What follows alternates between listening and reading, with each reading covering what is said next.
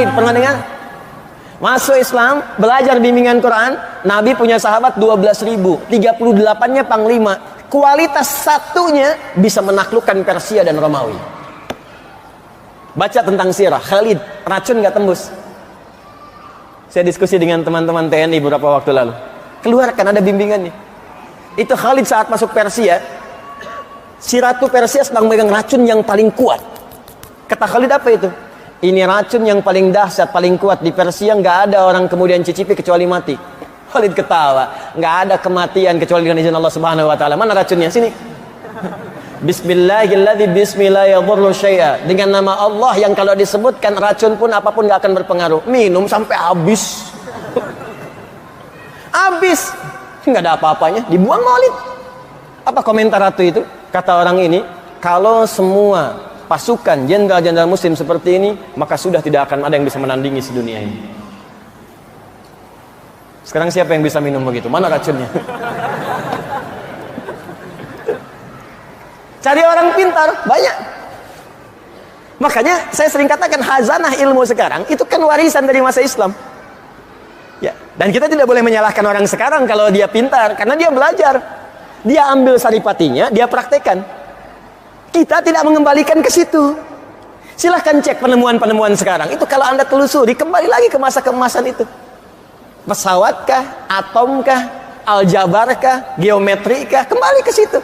Bahkan sabun yang kita pakai tiap hari, itu penemunya itu dari orang Islam. Ya, bukan orang Islam biasa. Ya, yang terfokus pada pengetahuan, terinspirasi oleh Al-Quran. Saya bisa katakan pada Anda ini si fulan. Ibnu Sina, Al-Kindi, Al-Farabi, Al-Ghazali, Al-Khawarizmi, Al-Battani. Itu semua siapa? Pak, Ibu, tidak banyak orang tahu, silahkan baca sejarahnya.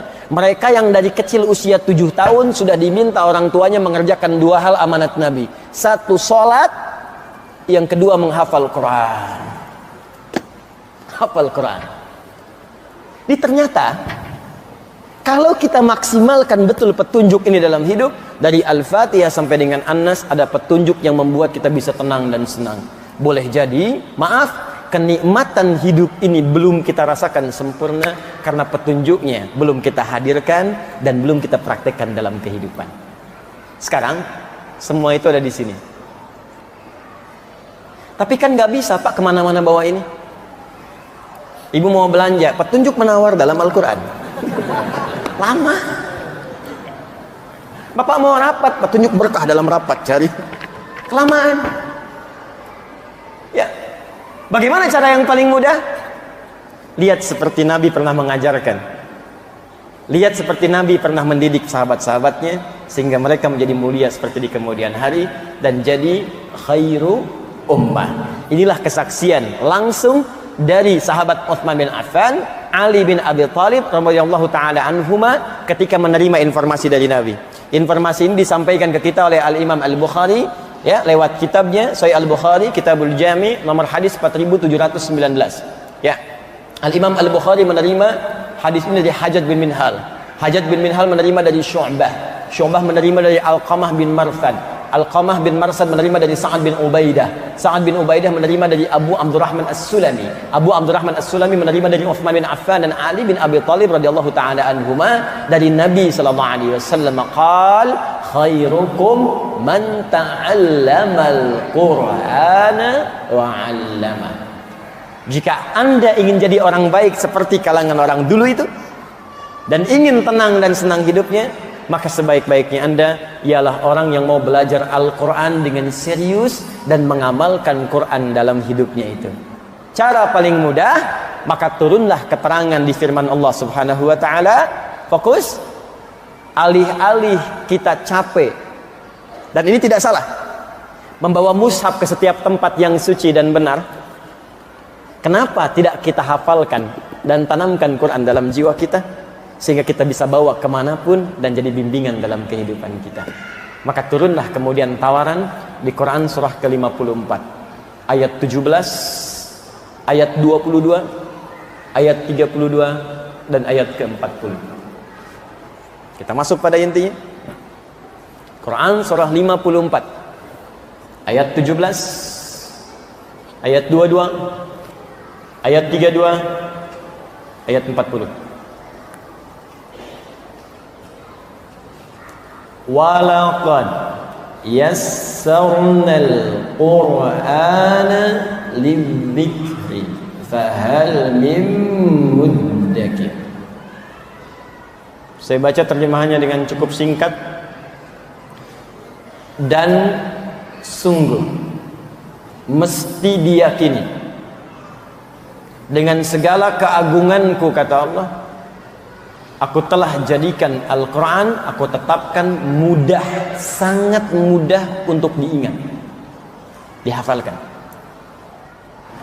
Fahal mim muddakir, maka jika aku sudah jamin itu mudah untuk diingat, dihafalkan, adakah di antara Anda yang mau mengingat dan menghafalkannya? Ini tawaran dari Al-Quran. Kata Allah, alih-alih engkau capek, aku mudahkan. Saking mudahnya, aku jamin semua kalangan tanpa batas bisa menghafalkannya. Dan itu sudah terbukti sekarang. Pernah lihat anak kecil hafal Quran? Sekarang bukan cuma anak kecil, saking mudahnya Allah tunjukkan, yang lumpuh otak hafal, yang kata manusia tak bisa melihat hafal. Saya lebih senang menggunakan kosakata yang Allah berikan kenikmatan kepadanya sehingga tak mampu melihat maksiat dalam hidupnya. Ya, hafal. Yang sepuh hafal. 80 tahun hafal Quran ada, 90 tahun hafal Quran ada. Ya, tanpa batas Bu, Pak. Dia Anda jangan pernah mengatakan begini, susah, faktor U. Bukan usia, usaha. Karena itu Allah jadikan Quran turun itu kurang lebih selama 22 tahun. Kan Nabi usia 40 tahun kan pertama kali menerima. Tambah 20 berapa? 62. Jangan lihat nabinya, di situ ada Abu Bakar, ada Umar, ada Abdullah bin Abi Umi Maktum yang lebih sepuh dari Nabi. Artinya mereka menghafal Quran itu dalam kondisi sudah sepuh, Pak, Bu. Itu kan orang Arab, Ustadz, hafalin KUHP yang bahasa Indonesia. Apa setiap orang Indonesia hafal KUHP? Hafal undang-undang dasar bahkan? Hafal pasal-pasal? Belum tentu. Dia orang Arab pun, gak semua orang Arab bisa hafal Quran, Pak. Gak semua. Dia yang mau sungguh-sungguh bisa hafal.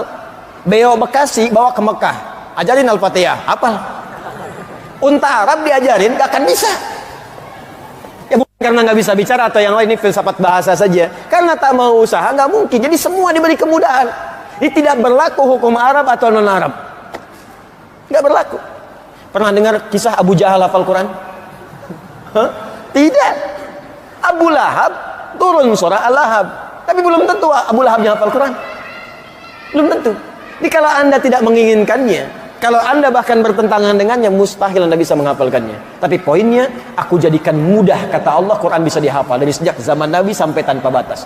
Yang maaf, yang tak melihat ada Abdullah bin Abi Umi Maktum. Yang anak kecil ada Ibnu Abbas, ada Ibnu Omar. Yang anak remaja sampai dewasa pemuda ada Ali bin Abi Thalib. Yang kalangan ke atas dikit ada Utsman bin Affan. Anda pedagang, Anda pengusaha, Anda orang kantoran, Utsman sama. Anda birokrat, Ahmad bin As sama. Anda punya kedudukan, Muawiyah juga punya. Tapi mereka semua ahli Quran. Bahkan penulis wahyu. Maka saya tanya pada Anda, sesibuk apa Anda? Punya kedudukan sebesar apa? Anda telah menaklukkan apa? Muawiyah itu presiden dulu, hafal Quran, penulis wahyu. Anda telah mimpin apa? Kesibukan apa yang menghambat Anda untuk jadi ahli Quran? Saya usaha, Ustadz, sekaya apa Anda? Abdurrahman bin Auf tapaknya terbuat dari emas. Anda siapa? Mas Afsep, Mas Joni, Mas Cepi? Jadi saya mau katakan bahwa Quran itu tanpa batas, Pak. Semudah-mudahnya. Mau pengusaha, maaf, mau diplomat, birokrat, punya kedudukan, mau ustadz, mau ibu rumah tangga, silahkan. Aku mudahkan semudah-mudahnya. Yakin? Siap? Nah, kalau sudah siap, kalau sudah komitmen, maka motivasi awalnya, kata Allah, mesti sesuai dengan tuntunan yang telah Allah tetapkan dalam Al-Quran. Jadi kalau Qurannya ingin jadi hudan, begini caranya. Karena nanti banyak orang menghafal Quran tapi nggak jadi hudan. Karena salah menghafal, Pak, Bu. Demi Allah saya katakan, tolong catat ini ya nasihat saya. Kalau Anda titipkan anak-anak Anda menghafal di tempat-tempat hafalan, termasuk di pesantren, tolong cek cara menghafalnya.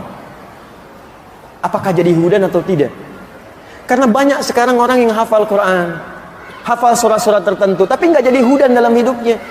Penghafal Quran penipu, ada. Penghafal Quran preman, ada. Penghafal Quran pemalsu ayat, ada. Penghafal Quran tukang bolak-balik ayat, ada. Masa hafal qul huwallahu semua agama sama? Berarti suratnya nggak menjadi hudan dalam dirinya. Jadi ada banyak orang sekarang menghafal Quran, cuma caranya keliru, nggak jadi hudan. Di penghafal Quran itu Allah tidak melihat berapa juz yang dia hafalkan sampai dia wafat, tapi melihat apakah Quran itu jadi petunjuk dalam hidupnya atau tidak. Ini yang dimaksudkan Quran surah 35 ayat 30.